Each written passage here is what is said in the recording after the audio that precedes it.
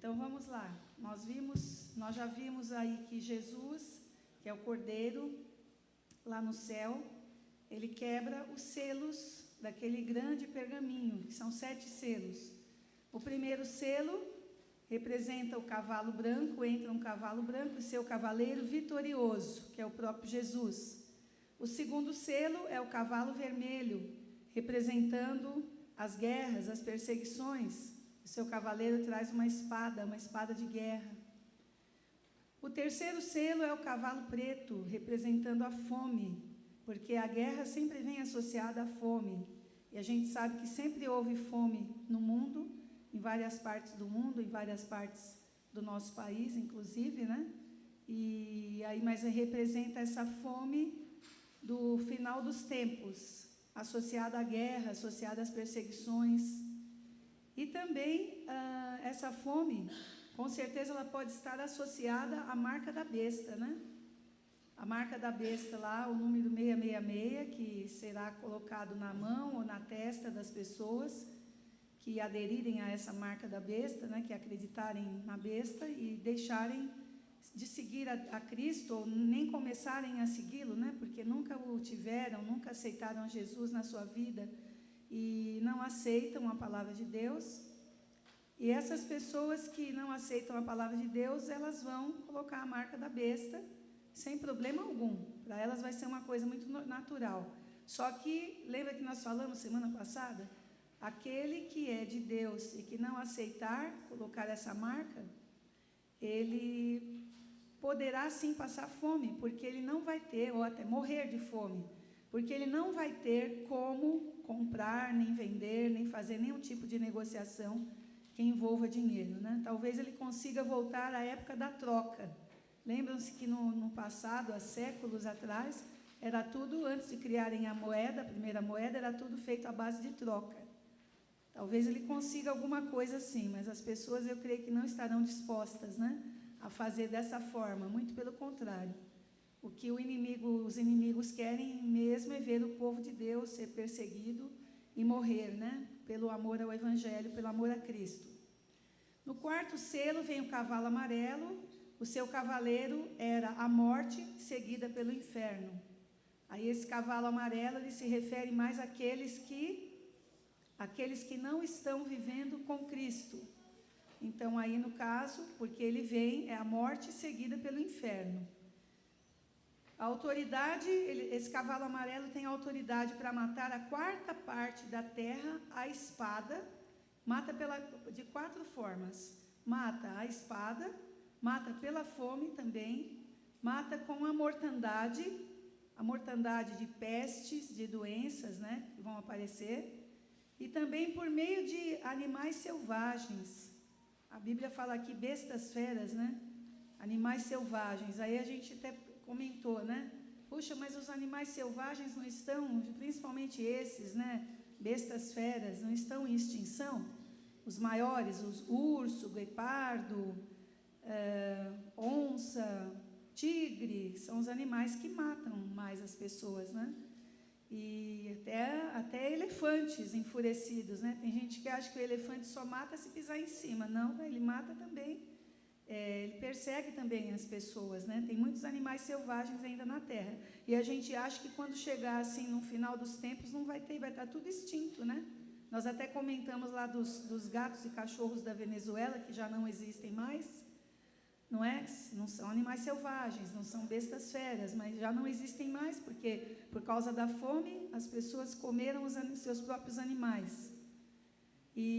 Mas aí a gente imagina que no final dos tempos nem vai ter mais animal, vai estar tudo em extinção, mas não, pela palavra de Deus, esses animais estarão presentes aqui sim, né?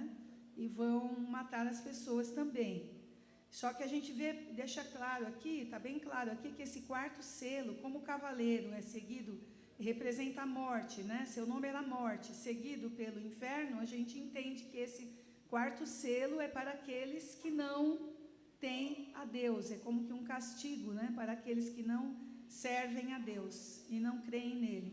Depois vem o quinto selo, que são as almas dos santos debaixo do altar. Você se lembra? Nós falamos dele domingo passado.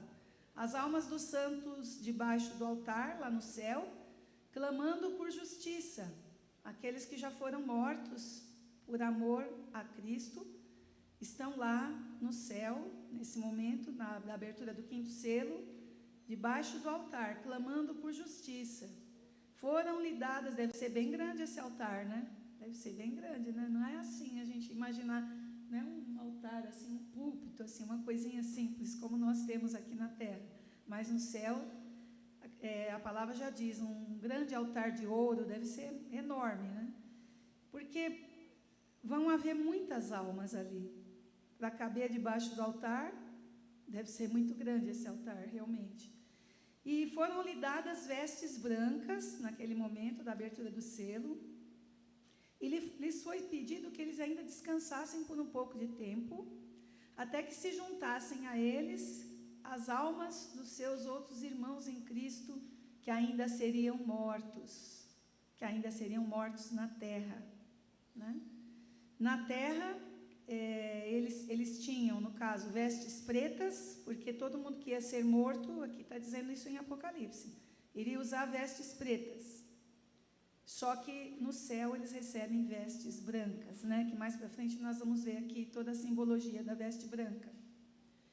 E aí, nós começamos na semana passada o 6º selo. Nós vimos assim uma pincelada dele, né? Está em Apocalipse 6, de 12 a 17.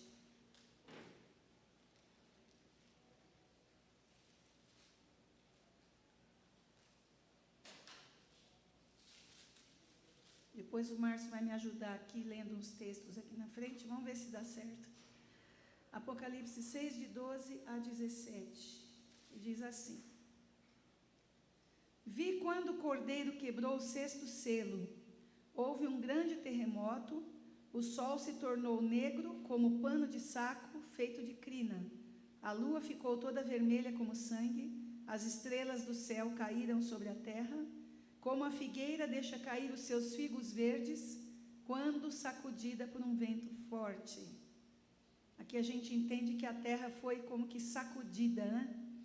E o céu recolheu-se como um pergaminho quando se enrola, como se o céu tivesse se enrolado, a mesma forma de um pergaminho.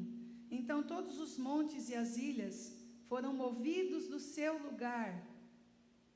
Os reis da terra, os grandes, os comandantes, os ricos, os poderosos e todo escravo e todo livre se esconderam nas cavernas e nos penhascos dos montes e disseram aos montes e aos rochedos: caiam sobre nós e nos escondam da face daquele que está sentado no trono e da ira do Cordeiro, porque chegou o grande dia da ira deles.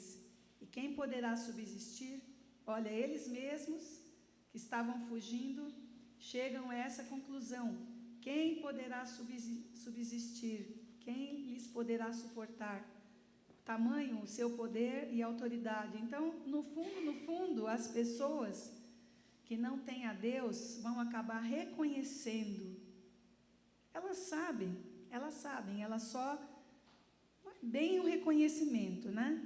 Elas sabem, mas elas estão cheias de pavor. Então, tudo que vai acontecer aqui, o juízo chegou. A abertura desse 6º selo é que o juízo de Deus chegou sobre a terra, chegou sobre os ímpios. As portas da graça já estão fechadas e é o dia da ira do Cordeiro. O 6º selo, então, vai introduzir o dia do juízo final. O que vai tomar conta das pessoas? O medo, o terror, o espanto e a consternação daquele dia. Tudo vai se descrever sob 2 simbolismos. Primeiro, um universo sendo sacudido, porque se os céus vão se enrolar como se fosse um pergaminho, se os montes vão ser abalados e vão ser transportados de repente para o meio dos mares, tudo isso nos dá a entender que a terra toda vai ser sacudida. E a primeira criação, a grande primeira criação, vai começar a se perder ali, vai começar a ser transformada, vai começar a ser destruída, na verdade, não transformada, mas destruída, né? Porque só mais para frente que nós... Obrigada. Só mais para frente que nós vamos ver novos céus e nova terra. Um universo cheio de homens sendo sacudido, né? E os homens completamente aterrorizados, tentando se esconder. Eles mesmos chegam à conclusão ali, né? Eles tentam se esconder por causa do medo, mas eles mesmos chegam à conclusão de que quem poderá subsistir?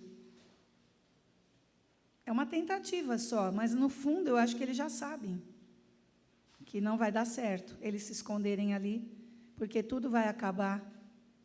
As pessoas vão estar repletas de pavor. Então o juízo chegou. O próprio universo está abalado, como nós vimos aqui nos versículos 12 a 14. O sol, a lua, as estrelas, o céu, os montes, as ilhas, tudo aquilo que se considerava sólido, não é? Firme, está abalado. Tudo aquilo está abalado. As vigas de sustentação do universo estão cambaleando, na verdade, né? Como se houvessem vigas de sustentação. A gente pode imaginar, na verdade, quem sustenta o universo é Deus. Mas como se houvessem umas vigas ali de sustentação, que Deus teria colocado desde o princípio, essas vigas estão cambaleando. E a antiga criação está se desintegrando. Por isso as pessoas estão repletas de medo, de pavor. E elas preferem morrer até. Por quê? Porque se elas falam para os montes, caiam sobre nós, né, nos escondam, caiam sobre nós. Se uma caverna, a pessoa está numa caverna, a caverna desabar, se a pessoa está ali na base ali de uma montanha, e a montanha cair sobre ela, ela sabe que ela vai morrer. Vai ser soterrada ali, vai morrer, né? Mas elas estão pedindo a morte. Pedindo a morte, tamanho o seu pavor, tamanho o seu medo. Interessante que elas preferem morrer a aceitar o Deus da verdade. Elas preferem morrer, vão preferir morrer a aceitar a Jesus como sendo o Salvador. Que coisa, não é? É uma coisa que até não entra muito na nossa cabeça, não dá muito para entender, não é verdade? O senhor queria falar alguma coisa?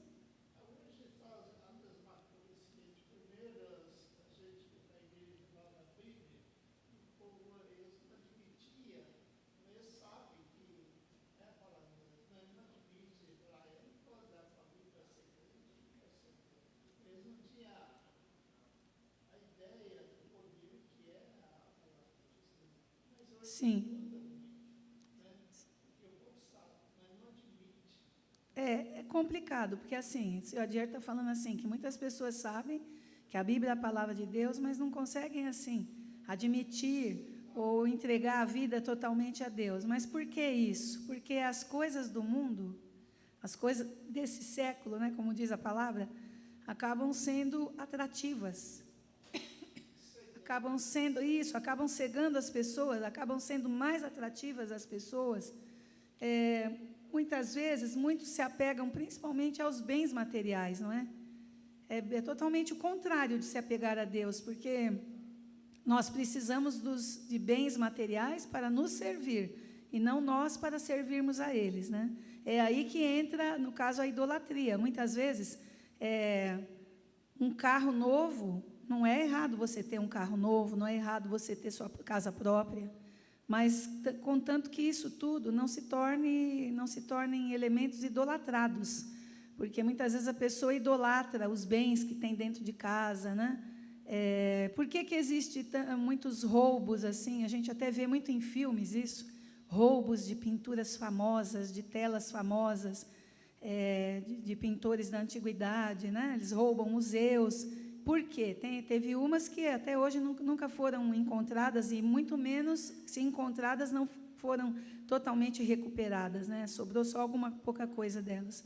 Porque essas obras são valiosíssimas, né? E vocês percebem que o dinheiro está por trás de tudo isso, né? As obras são valiosíssimas.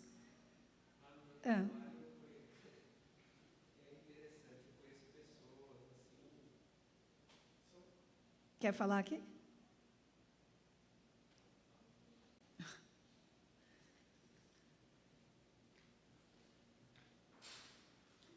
Mas acho melhor você vir mais para isso. Vê se daquele está funcionando. Está Está funcionando. Vem mais para cá, por favor. Então, lá no... Aqui, ó. Aqui. Vê se dá, não sei se chega. Tá estica. Fala aqui.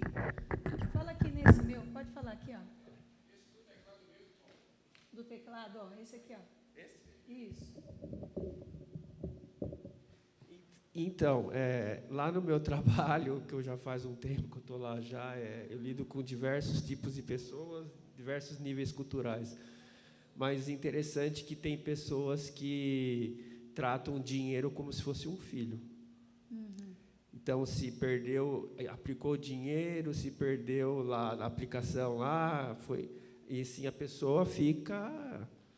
Acabou o dia para ela. Transtornada, né? Transtornada. Ela dá mais valor para o dinheiro do que um ser humano. Está cheio a gente assim. É verdade. É verdade. Então, o que nós temos que nós percebemos é que, até o fim, tem pessoas que não vão aceitar a Deus, porque elas sempre tiveram o coração em outras coisas aqui desse mundo, né? E elas não vão, até o fim, não vão aceitar, mas elas vão querer morrer. Só que, pela sua ignorância espiritual, justamente por isso, elas vão ter medo, mas pela sua ignorância espiritual, elas vão preferir morrer. Será que elas não sabem que, ao morrer de qualquer jeito, elas não vão estar com Deus? Acho que elas já sabem disso. Mas eu vi uma vez, teve uma pessoa que...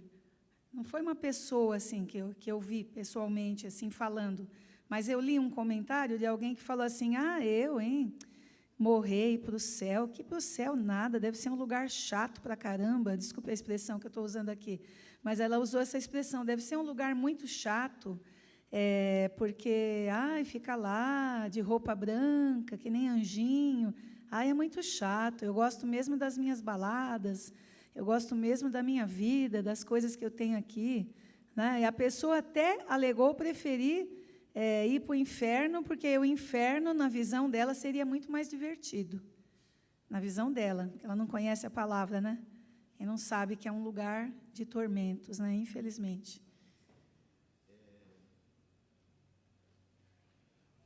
Na verdade, como esse tema me interessa muito, a Paula vai preparando a aula e eu fico ali do lado, né? A gente discute. O fenômeno que está acontecendo hoje é que nós, da igreja, raramente temos a oportunidade de estudar esse livro, que gera muito medo para muita gente, inclusive cristã. Mas os ímpios, eles falam sobre esse livro com uma liberdade. Aí eu estava do lado, eu vi a Paula fica bravinha, né? Ela batendo na mesa. Como que esse cara fala isso? Era um filósofo famoso, chamado Pondé. E ele falava assim, na verdade, atribuíram a Jesus Cristo uma importância que ele não tem. Esse negócio de céu, de apocalipse, eu não acredito em nada daquilo, e desenvolveu uma tese, falou. Outro que fala muito da Bíblia e se afirma ateu, mas fala com uma propriedade muito maior do que muitos de nós, é o Karnal. Né? O nome já diz tudo, né? Karnal com K. E fala o que Paulo chama de filosofia, fábulas de velhas caducas, e fala aquilo com uma convicção que muita gente simpatiza, né? Mas não, nós temos que crer. Por isso que é riqueza a gente estudar isso, porque tem muita gente, ainda mais que está se aproximando o tempo, tem muita gente falando muita besteira por aí e encontrando ouvido na internet, que é terra de ninguém. Então, nós temos que pegar pesado e manejar bem a palavra da verdade. Desculpa, me empolguei. Não, tudo bem. O interessante é que ele fala que, sim, que o mundo vai terminar, sim. Estamos caminhando para isso. Mas que ele não crê que seja da forma que é colocado lá em Apocalipse, que tem uns símbolos malucos, eu falo bem assim, né? Tem umas coisas, umas fábulas judaicas, né? E que não vai ser, ele não acredita que seja dessa forma, mas tudo bem, né? Cada um estuda de um jeito, né? Aí eu até escrevi lá num comentário, né? Você é formado em filosofia, né? Está fazendo toda essa análise, e os formados em teologia, não conta? O estudo deles não conta? Só conta o seu? Eu escrevi lá, não sei nem se viu, se respondeu, se alguém lá respondeu, né? Mas, enfim, tudo bem, né? Tem hora que eu não consigo ficar quieta, né? É complicado isso. Tem que tomar muito cuidado para não surgir um bate-boca, uma briga, né? Na internet é muito fácil, né? Surgir uma briga ali, não é desagradável. Então, o apóstolo Paulo já se refere a esse momento do sexto selo da seguinte forma: virá, entretanto, como ladrão, o dia do Senhor, no qual os céus passarão com estrepitoso estrondo, e os elementos se desfarão abrasados. Também a terra e as obras que nela existem serão atingidas. Né? A gente pode imaginar como na guerra, muitos prédios caindo, né? Muitas coisas acontecendo assim. Isso está em 2 Pedro 3,10. E aí, será verdadeiramente terrível a efusão final e completa da ira de Deus sobre um mundo que tem perseguido a igreja. Esse momento virá repentinamente. Será como ladrão de noite, a Bíblia diz. Os homens desmaiarão de terror, e o Senhor descreve essa cena da seguinte forma: haverá sinais no sol, na lua e nas estrelas. Sobre a terra, angústia entre as nações em perplexidade por causa do bramido do mar e das ondas. Haverá homens que desmaiarão de terror e pela expectativa das coisas que sobrevirão ao mundo, pois os poderes do céu serão abalados. Então se verá o Filho do Homem vindo numa nuvem, com poder e grande glória. Então nós veremos tudo isso, se estivermos aqui, claro, né? O mundo vai ver tudo isso acontecer, já logo em seguida, Jesus aparece numa nuvem, com poder e grande glória. Então nós vimos que tem a abertura desses selos aí, os acontecimentos que eles trazem, podem demorar décadas, talvez até séculos, não sei. Nós não sabemos dizer o tempo que demora. Primeiro, porque levando em conta que o tempo de Deus é diferente do nosso. A Bíblia não nos deixa claro aqui quanto tempo vai demorar. Mas é assim, não é assim, a abertura do primeiro selo, dali meia hora abre o segundo, depois abre o terceiro, e as coisas vão acontecendo uma em cima da outra. Não, as coisas vão acontecendo com o passar do tempo, e de muito tempo. Só que a gente vê que aqui na abertura do sexto selo, vai ser assim, vai ser o dia que vem como ladrão de noite, vem de repente, quando ninguém espera. Vem de repente quando ninguém espera. E aí, na abertura do sexto selo, o juízo chegou. Os homens estão em profundo desespero, como nós já vimos aqui. Há 6 classes de pessoas descritas aqui.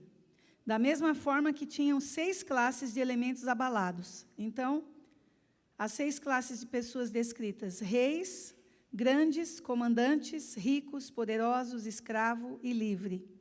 Aqui, no caso, 1, 2, 3, 4, 5...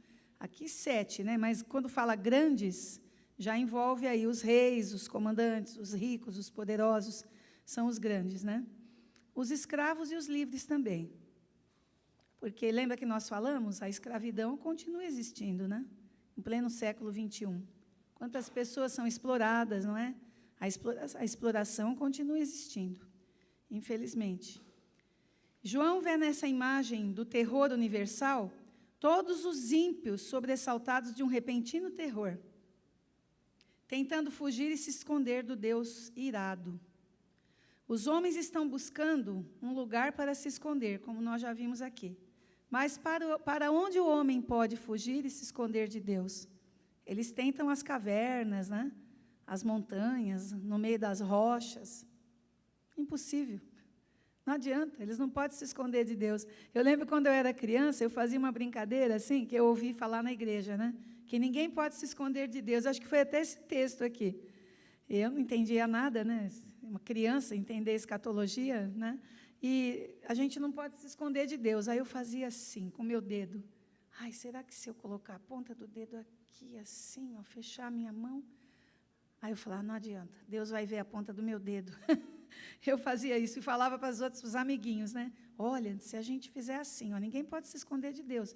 Mesmo que a gente se colocar debaixo da cama, ou se a gente se trancar no armário, em casa, só que eu tenho medo, né? Falava para ele me trancar no armário e ficar trancada lá, não conseguir sair mais.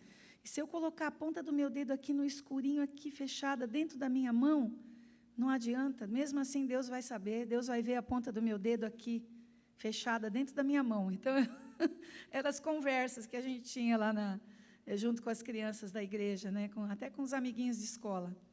Então, não tem para onde se esconder.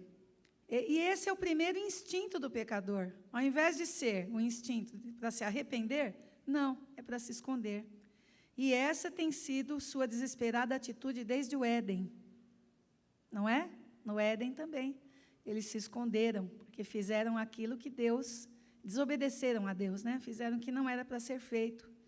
Né? Comeram o fruto da árvore que não era para ser comido. E aí, Warren Wiersbe diz que a ira de Deus é a evidência do seu santo amor por tudo o que é certo e o seu santo repúdio por tudo o que é mal. Então, no caso, na ira de Deus, ele está demonstrando o seu amor por tudo que é certo e o seu repúdio por tudo que é mal. Como Jesus ficou muito irado quando viu aqueles vendilhões do templo, ganhando dinheiro em cima de artigos considerados religiosos naquela época. No caso, vendiam pombas para os sacrifícios, não é? Talvez carneiros, estavam ali vendendo, ganhando dinheiro na porta do templo. E Jesus, com um chicote, saiu chicoteando todos ali. Foi um momento de ira e de fúria, né? Eu imagino que podemos até comparar, né, com esse momento de fúria de Deus, aí no final dos tempos, por causa do pecado. William Barclay, citando H.B. Sweat, diz que o maior temor do pecador não é a morte, mas a manifestação plena da presença de Deus, pois se eles irão preferir que os montes e as cavernas caiam sobre eles para eles morrerem, eles têm mais medo da presença de Deus do que da morte. Que coisa, não? É uma coisa que é o que eu falei, não dá para a gente entender realmente, né? Por que esse pânico das nações? Porque a justiça dos homens, em alguns lugares, como o Brasil mais, em outros lugares menos, ela perverte a justiça. Então, para eles, sempre tem um habeas corpus, sempre tem um jeito, sempre tem uma postergação e sai impune. Mas qual é o pânico? Diante de Deus não tem conversa. Quando Deus vier executar o seu juízo, eles serão indesculpáveis, porque tudo virá à tona. Inclusive as coisas erradas que nós fazemos. Mas nós temos um bom advogado. E um bom advogado, né, Cairo? É sempre importante. Quem é o nosso advogado? E outra, bem na política da acusação, quem é o acusador? Ele nos induz ao erro e nos acusa o tempo todo, ele está lá. E nós temos o advogado, que é Jesus Cristo, para defender a nossa causa.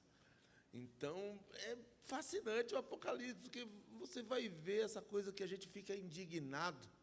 Eu não acredito que alguém estudou tanto e decidiu julgar esta causa desse jeito. Porque a inversão, os ímpios invertem, julgam por peitas, como está na Bíblia. Esse foi o grande pecado de Israel que levou ao cativeiro na Babilônia, conforme registrado em Isaías.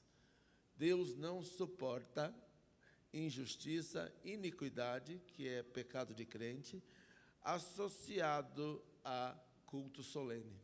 Ele não suporta. Então, para que a gente... Tem um ar de falsidade, né? A hipocrisia, Deus não suporta. Salmo 15, né? Quem habitará no templo de Deus? Aquele que é reto, que é justo e sincero e fala sempre a verdade. Esse é o perfil do cidadão dos céus. Então é isso, eu me empolguei de novo. Não tem problema. Quem quiser participar, viu, gente? Porque as aulas, ultimamente, têm sido assim, eu falando, e vocês quase não falam nada. Quem fala mais é o Márcio, né? E uma pessoa ou outra que fala, mas é o seu Adier, né? Agora o Alexandre, que hoje ele está aqui, mas se vocês quiserem falar, o Cairo também, né? mas vocês estão falando muito pouco, pode interromper, tá certo? Outra coisa, o aspecto mais terrível do pecado é que converte o homem num fugitivo de Deus. Isso aqui ainda fala do William Barclay, né?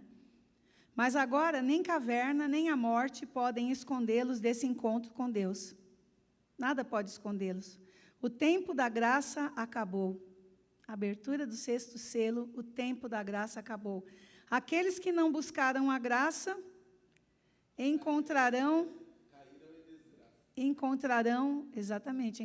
inexoravelmente a ira de Deus. Agora a porta está fechada, agora é o juízo. A porta está fechada. Tiveram muito tempo, muita oportunidade para ouvir, para se arrepender, né? Mas o coração duro, mesmo com o toque do Espírito Santo, a pessoa muitas vezes até sente, né, desejo de...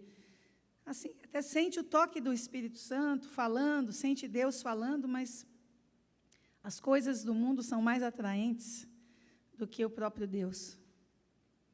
Posição, riqueza e poder político não puderam lhes dar proteção e segurança.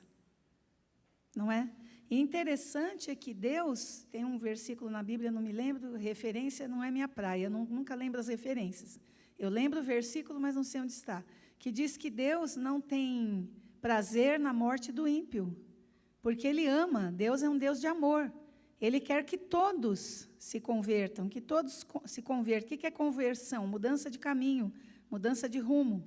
Ele quer que todos se convertam, Ele quer que todos possam estar com Ele no céu um dia. Mas Ele não obriga ninguém a aceitá-lo. Ele não faz de ninguém seu escravo. Ele não quer, não, você vai ter que aceitar e acabou, ponto final. Não. Ele dá a liberdade, né, para as pessoas aceitarem ou não. Só que, no final de tudo, Ele vai castigar. Ele vai ter dado muito. Vai vir o juízo de Deus sobre toda a humanidade. Porque Ele já vai ter dado muita oportunidade, e mesmo pelo seu grande amor, Ele vai castigar. Então, não adianta ter posição, riqueza, poder político, ter o poder de mexer os pauzinhos, né? O poder de comprar as pessoas, manipular as pessoas, comprar as pessoas. Não adianta ter muito dinheiro, de que vai servir? Quando Jesus voltar, de que vai servir o muito dinheiro? Não vai servir para mais nada.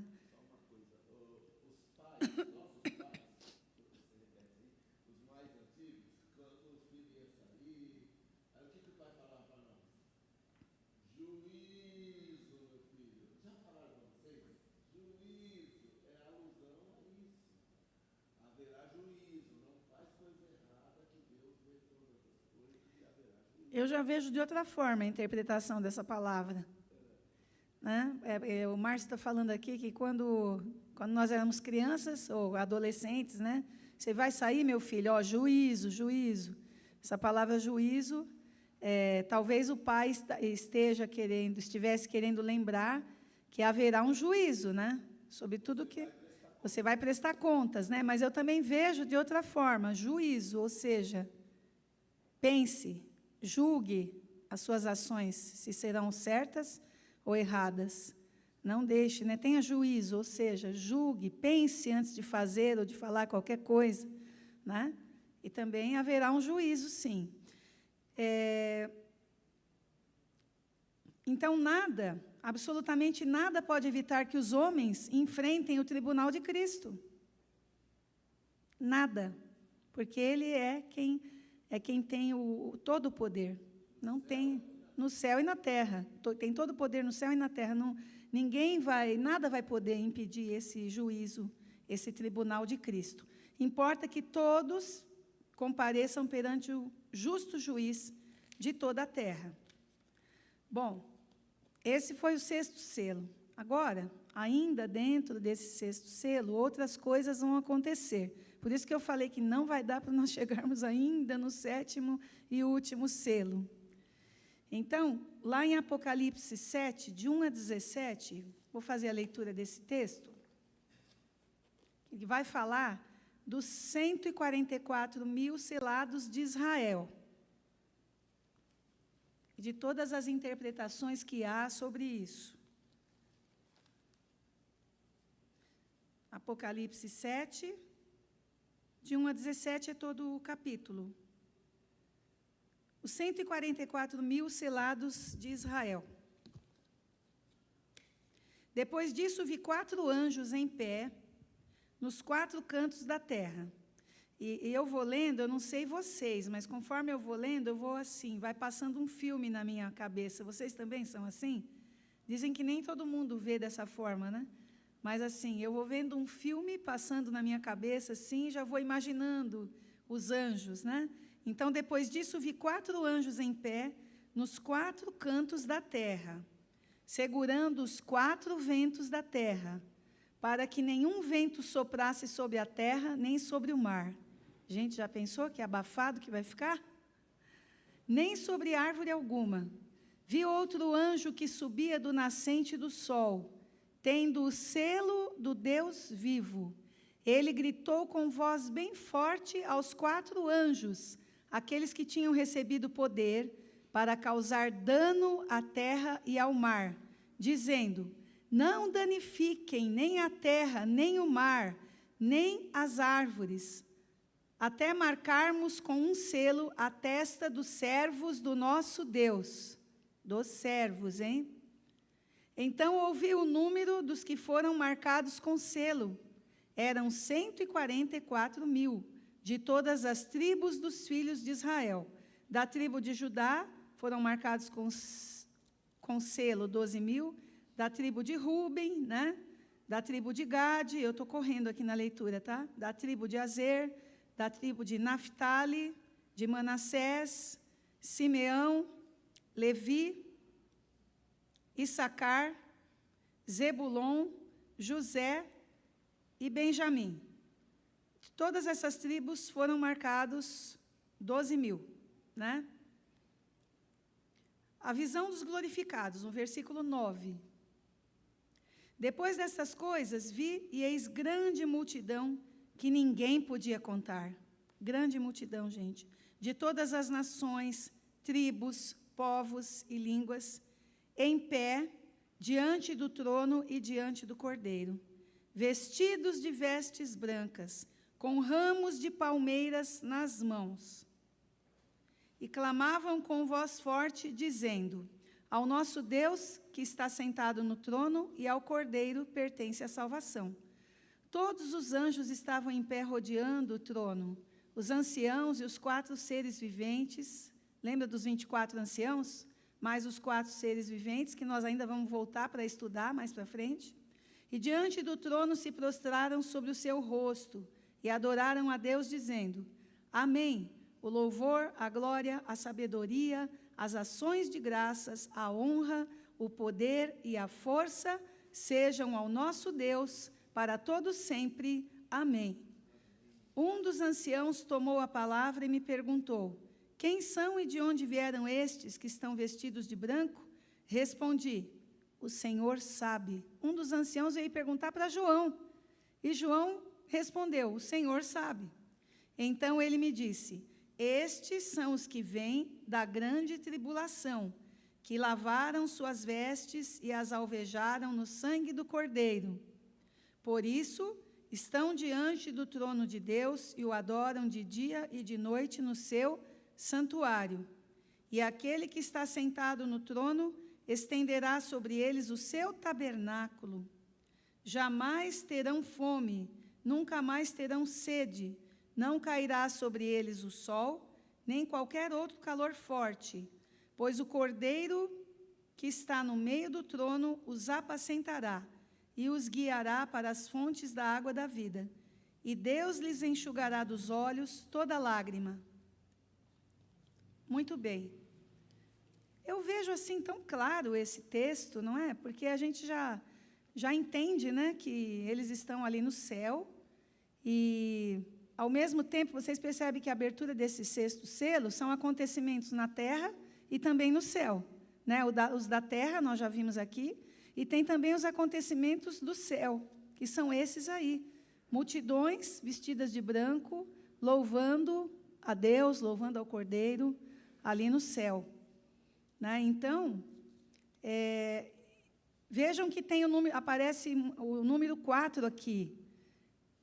Como no capítulo anterior, tem lá os 4 cavaleiros, né? Conhecidos como os 4 cavaleiros do Apocalipse, que são da abertura dos 4 primeiros selos. E aqui também a gente vê o número 4. Lá nós tivemos 4 cavalos, 4 cavaleiros, e aqui são os 4 ventos, né? Os cavalos trazem o juízo sobre a terra, e aqui os ventos do juízo estão prontos para começar também a sua missão. Só que nós vimos aqui, e é uma missão destrutiva, viu? Não é construtiva, não. No final dos tempos vai ser tudo destrutivo, nada construtivo. Nós vimos que tem 4 anjos, e, de repente, 4 anjos nos 4 cantos da terra, eles estão segurando os 4 ventos da terra. É interessante que a terra é redonda, né? Mas a gente conhece essa expressão, pelos 4 cantos da terra. Essa expressão é bíblica, inclusive, né? Pelos 4 cantos da terra, porque, apesar da terra ser redonda, eu não sei como, né? A gente entende que um quadrado tem 4 cantos, né? Mas a terra é redonda, mas para Deus ela tem lá seus 4 cantos. E tudo tem uma simbologia aqui, né? E esses anjos, por que 4 cantos da terra? Porque se eles, no momento em que eles vão soltar esses ventos que eles estão segurando assim, vão soltar os 4 ventos dos 4 cantos da terra, o que vai acontecer? Né? Vai acontecer uma destruição geral. É geral, gente. Vai abranger a terra toda. Sim, eu esqueci de dizer isso aqui, mas norte, a gente acredita que seja os 4 cantos da terra, norte, sul, leste e oeste, né? Então, o que acontece? Só que aparece um anjo, né, ali, com uma voz muito forte, falando, esperem, ainda não. Primeiro, nós temos que selar os servos de Deus que estão na terra.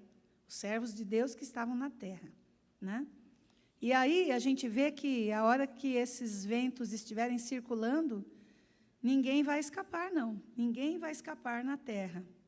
Só vão escapar os que estiverem selados. Vamos ver que selos são esses, né? Então, há um controle divino, é claro, Deus controla tudo, Deus controla a história, tanto sobre os cavaleiros, quanto sobre esses ventos aí, né? E assegura que a igreja que está na terra será selada e ficará segura antes que os cavaleiros avancem. E antes que os anjos também avancem com os 4 ventos. Então, praticamente se refere ao mesmo episódio. Tá? Praticamente se refere ao mesmo.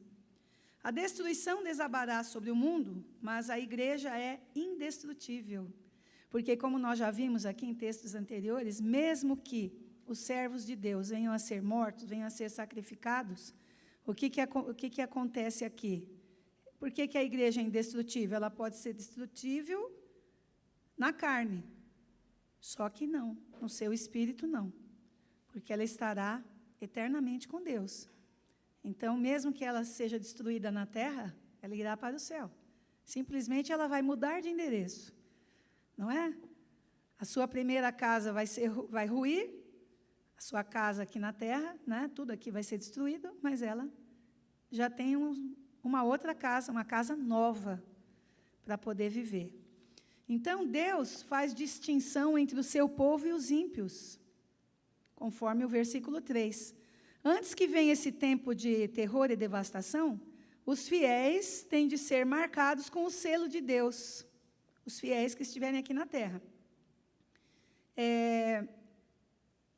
A destruição não pode dar sua largada antes dos remidos serem selados. Então, a largada final, para que ela aconteça, primeiro os remidos aqui têm que ser selados. Os selados não precisam temer o juízo, não precisam temer, porque os selados são pessoas que também são pecadoras, porém lavadas no sangue do Cordeiro. Então, elas não precisam temer o juízo. O castigo que deveria cair sobre nós, já caiu sobre Jesus na cruz. Por isso, nós não precisamos temer o juízo. Segundo William Hendrickson, o selo tem 3 significados. O significado de proteção. Ninguém pode violar o que está selado. Nós vimos que os selos do pergaminho, só Jesus pôde abrir esses selos, né? Ninguém mais poderá violar o que está selado. Então, tem o sentido de proteção. Foi assim que o túmulo de Jesus também foi selado, em Mateus 27, 66. Também, o selo tem o significado de propriedade. Na antiguidade, escravos podiam ser selados por seu proprietário. A marca do dono era inscrita neles. Dizem até que era com ferro quente, né? Tatuagem. Mas acho que tatuagem na antiguidade devia doer muito mais do que hoje, né? Devia ser no estilo marcação de gado, né? Que coisa, né? Quem violava esse escravo, atacava o seu dono, porque o escravo era a propriedade dele. O selo nos dá a garantia que somos propriedade exclusiva de Deus. Por isso, os que estiverem aqui na terra, que são de Deus, serão selados. Aí tem a citação de vários textos bíblicos aqui também, aqui, infelizmente, não dá para a gente ler outros, aqui não dá tempo. Tem Crônicas 8:6, Efésios 1:13, 1 Pedro 2:9. Depois eu quero ver se faço um material para a gente, o ano que vem, né? Eu digo o ano que vem porque próximo domingo eu vou ver se eu consigo fazer o 7º selo no próximo domingo. Depois nós vamos ter 2 domingos de recesso da escola bíblica.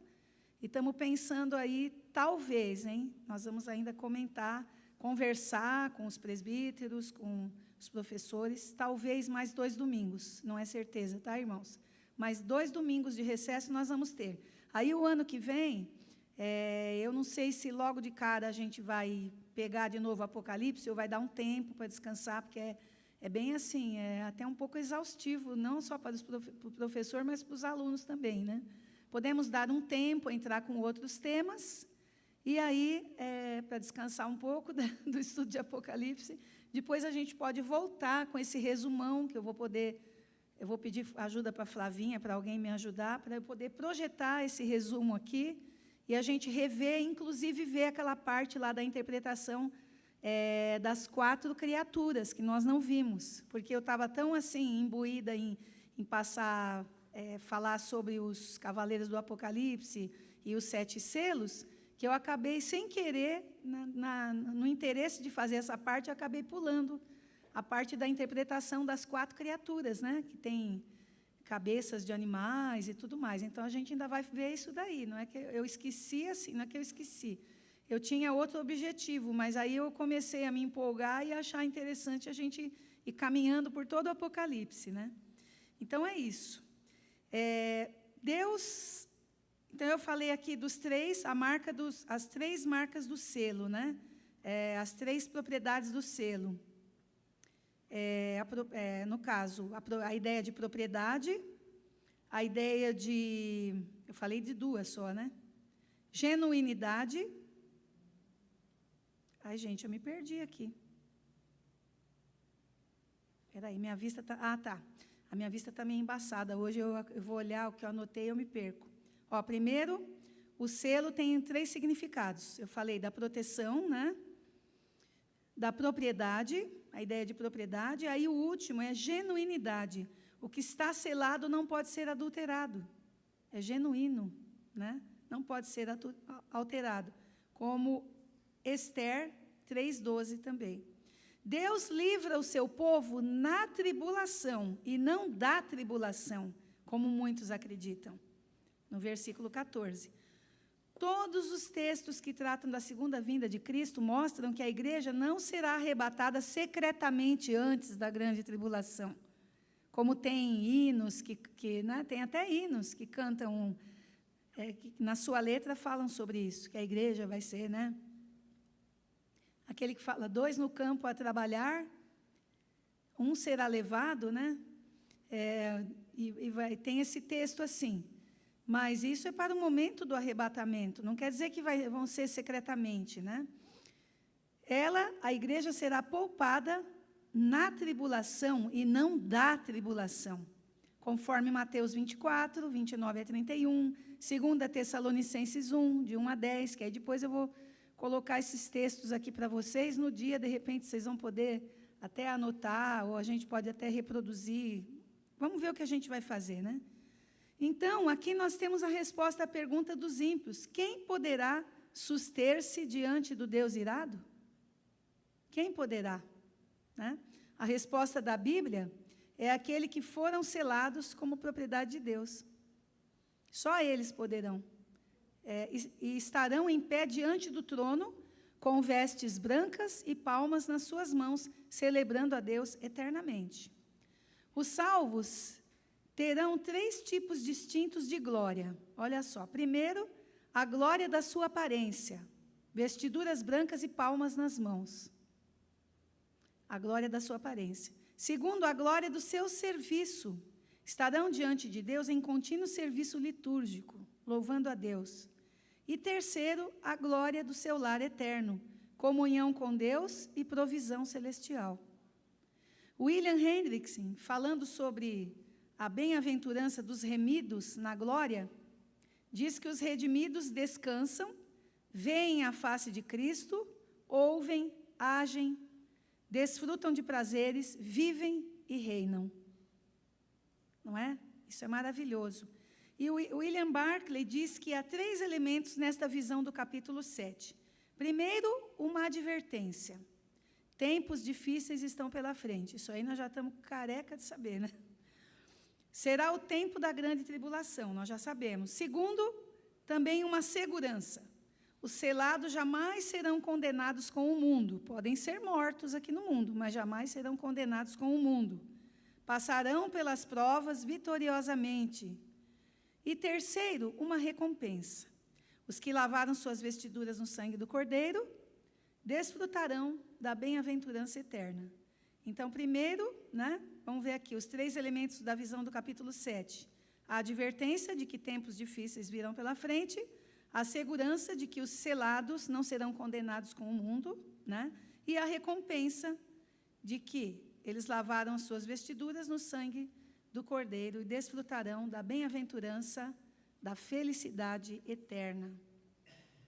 Na perspectiva divina do céu, isso é na perspectiva da terra, né? Na perspectiva também da terra e do céu, né? Na perspectiva divina do céu, os selados têm um número exato. Então, nós vimos que o número, ele não só é visto, ele é visto lá, e ele é também ouvido. E o número dos selados é declarado lá, porque o Senhor conhece os que lhe pertencem. Esse grupo é contável para Deus, e esse número é 144 mil. Vocês vão falar, mas espera lá. Tudo isso, a pregação da palavra na terra, para milhões de pessoas, né? Em todos esses milhares, dizem que são milhões de anos. Eu particularmente, né? Não sou nenhuma estudiosa da área, mas eu acredito que a Terra não tem milhões de anos. Bom, pode ser que tenha, porque o tempo de Deus é bem diferente do nosso, né? Deus é mais longânimo. Eu acredito que a Terra tenha milhares de anos, mas tudo bem, né? Aí cada um acredita de um jeito. Mas, assim, em todo esse tempo em que, desde que a humanidade surgiu, e depois Jesus veio ao mundo, e a palavra sendo pregada, já antes pelos profetas, antes de Jesus vir ao mundo, só 144 mil pessoas serão seladas? Mas que história é essa? Alguma coisa, essa conta não bate, não é isso que a gente pensa? Essa conta não está batendo. Mas acontece que esse número é um número metafórico, porque só Deus sabe o número. Esse número é metafórico, é uma metáfora, porque pela lógica humana, esse número é impossível, né, que seja só isso, né? Isso, exatamente. O Caio está fazendo um sinal assim, isso. O céu vai ser lotado, exatamente. Então, tem pessoas que acreditam literalmente, nós vamos ver isso agora. Então, ele é mais um símbolo, esse número é mais um símbolo do que uma estatística, conforme Michael Wilcock. Ele representa a cifra completa e perfeita dos crentes em Cristo. completa e perfeita. As 12 tribos de Israel não apontam aqui para o Israel literal. Olha só, não falou que desses 144 mil são 12 mil de cada tribo de Israel? Só que nesse momento aqui, as tribos de Israel já nem existem mais. Quando chegar o tempo do fim, o que acontece aqui? Como as tribos de Israel já não existem mais, isso daqui aponta não para o Israel literal, mas para o Israel verdadeiro, que é o Israel espiritual, a igreja. Então, esse número aponta para o Israel espiritual, que somos nós, a igreja de Cristo, nós e milhares, milhões de pessoas ao redor do mundo. Assim, toda a igreja de Cristo é selada e está segura, conforme João 10, 28, 29 e João 17, 12. Eu ia pedir para o Márcio ler esses textos, mas a gente tem a referência aqui. Se vocês precisarem, eu passo para vocês depois. Pode falar, Caio. E a tribo de Dan, e tem mais uma que ficou esquecida.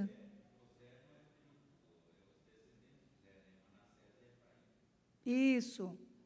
Tem tribos que ficaram esquecidas, isso daí já daria um outro estudo, né? Nossa, um outro estudo. Sim, Dan é a terra da idolatria, né?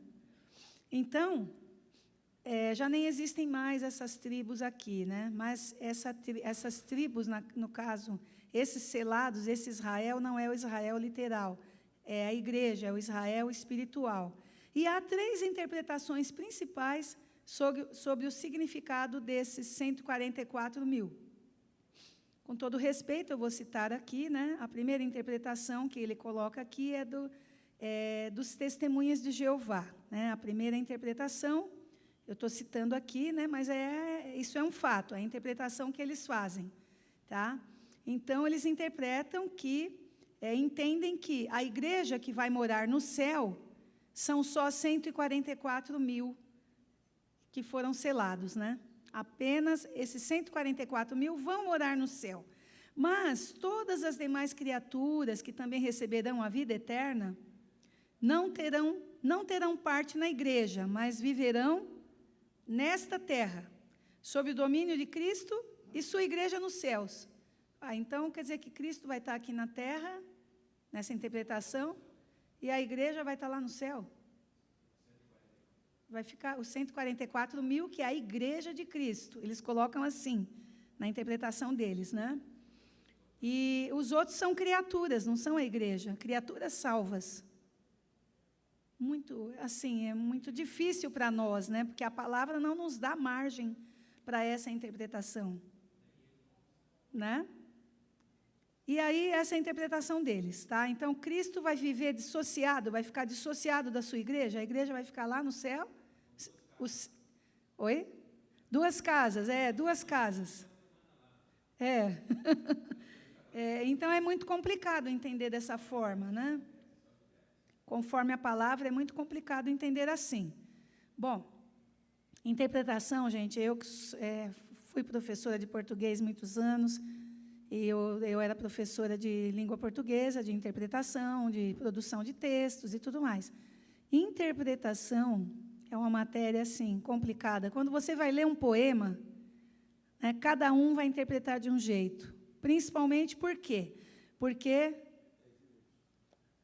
Ai, já é essa hora? Meu Senhor amado. Não, tá bom. Vamos tentar terminar isso aqui pelo menos. Porque quando você lê um poema, quando você lê um texto, ninguém sabe o que se passava na cabeça do escritor. Ninguém sabe de verdade o que ele estava pensando e que ele traduziu em palavras. Ele pode ter usado metáforas lá e uma porção de figuras de linguagem para poder colocar o que ele está pensando, mas ninguém sabe. Então, cada um interpreta de um jeito. Só que a palavra de Deus é assim. Nós temos o Espírito Santo para nos ajudar a interpretar. Não é? Nós temos o Espírito Santo que nos ajuda a interpretar. Isso, para nos iluminar e assim nos ajudar, iluminar a nossa mente, para que nós possamos enxergar as coisas que estão escritas ali. A segunda é a interpretação dispensacionalista. Eu estudei, eu fiz um seminário de 3 anos, que é um seminário que ensina, ele é, como se diz? Interdenominacional, mas outra palavra que eu quero aqui. Ai, Senhor, não lembro agora, me fugiu a palavra. Eu vou lembrar, depois eu falo para vocês. E nós estudamos, tinha essa matéria das dispensações. Dispensações são períodos, né? Tem, inclusive, a principal que é a dispensação da graça, que é essa que nós estamos vivendo agora. As portas ainda não foram fechadas da graça, né? Então, nós estamos na dispensação da graça. Então, assim, é apenas uma forma de analisar, de dividir a história da igreja, principalmente, em dispensações, em períodos, em eras. Tá? Não é pecado isso, é apenas uma divisão que alguém fez. É um recurso didático para tornar mais fácil as interpretações, tornarem mais fáceis as interpretações. Então, na interpretação dispensacionalista, William Gates, ele diz o seguinte: são selados 144.000 judeus para pregarem o evangelho em todo o mundo, sendo protegidos sobrenaturalmente por Deus enquanto realizam essa missão. Esses são israelitas que estarão vivendo no tempo da angústia de Jacó, conforme Jeremias 30, 5 a 7, que eu gostaria muito de ler. Domingo que vem nós vamos ler esse texto aqui. Embora as tribos tenham cessado, Deus conhece, Deus sabe quem pertencia a qual tribo, né? Quem pertencia a cada uma das tribos. E preservará um remanescente, até restaurar o reino de Israel. Então, acredita-se que os dispensacionalistas acreditam que esses 144.000 judeus referem-se aos que se converterão depois do arrebatamento. Que ainda, depois do arrebatamento da igreja, judeus será dada essa oportunidade ainda, o evangelho vai continuar sendo pregado aqui, eles acreditam assim, e os judeus, 144.000 vão se converter, né? E por isso eles serão selados e usados aqui para continuar pregando o evangelho. Então, haverá uma nova oportunidade? Assim, é meio complicado, assim, pela palavra de Deus, a gente não entende isso, né? Pela palavra de Deus, nós não entendemos isso, né? E aí, eu não entendi. Se a igreja vai ser... Isso, o Cairo está colocando aqui, que se a igreja vai ser arrebatada, qual vai ser o sentido de continuar pregando a palavra? Dizem os que interpretam dessa forma que Deus ainda vai dar mais uma última oportunidade. Bom, não é assim que nós entendemos pela palavra, mas, se for assim que seja, feita a vontade de Deus, né? E aí, eles acreditam que eles se converterão depois do arrebatamento e antes do milênio, e que viverão na Palestina no período da grande tribulação e serão poupados dos juízos que virão sobre o anticristo. Esses judeus, eu já estou terminando essa parte, tá? Esses judeus aguardarão Jesus Cristo, o seu rei, em sua segunda vinda, que será quando? Quando ele destruirá, sabe que ele virá ainda aqui para destruir o anticristo e implantará o seu reino milenar.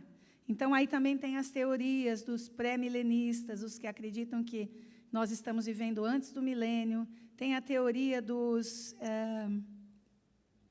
milenistas, que acreditam que nós já estamos vivendo o milênio. E tem a teoria dos pós-milenistas, que acreditam que a gente vai viver, que a igreja vai viver depois, né, que o milênio vai vir depois depois da tribulação. E tem também a teoria dos amilenistas, que acreditam que não vai existir milênio algum, mas está aqui no Apocalipse, né? Depois nós vamos estudar isso também. E a terceira e última interpretação é a interpretação pré-milenista histórica e amilenista. O que ela diz? Para os pré-milenistas históricos e os amilenistas, esse número é simbólico. Bate com essa primeira interpretação que é feita aqui da palavra, que esse número é simbólico. O número 144.000 não é estatístico, mas é metafórico. De acordo com Apocalipse 21:16, os 144.000 selados das 12 tribos de Israel literal, eles acreditam que é Israel literal, simbolizam, eles acreditam que é o Israel espiritual, né? Então, esses 144.000 de Israel literal simbolizam Israel espiritual, a igreja de Deus na terra. E William Barclay ainda diz, o número 144.000 não é uma limitação, pois representa a cifra completa e perfeita dos crentes em Jesus Cristo. Está concebida a partir da multiplicação, aí eles fazem umas contas, e tem umas contas malucas aqui que eu nem falei para vocês, senão vai dar, já deu um nó na minha cabeça, né? Eu acho que não vai nos levar a nada, ficar fazendo continha, né? Então, ele diz aqui que a multiplicação de 12 por 12, o quadrado perfeito, que, por sua vez, é multiplicado por 1000, para que seja ainda mais includente e completo, talvez 1000 de milênio. Longe de ser uma quantidade ilimitada e excludente, este número é, no imaginário judeu, a quantidade que inclui o todo, o conteúdo completo. Então, esse número não pode aplicar-se às tribos de Israel. Martin Lloyd-Jones diz que é quase ridículo concluir que esse número signifique 144.000 judeus, né? Segundo Apocalipse 14, de 3 a 4, os 144.000 foram comprados por Deus de entre os da terra, está falando lá, de toda a terra, e não da nação judaica somente. Assim, João queria dizer que as 12 tribos de Israel não são Israel literal, mas o Israel verdadeiro, espiritual, a igreja, porque a igreja é o Israel de Deus. E nós vamos terminando por aqui, por hoje. Depois eu dou uma pincelada rápida nessa parte no domingo que vem, e a gente vai conseguir, enfim, chegar lá no 7º selo. Tá bom?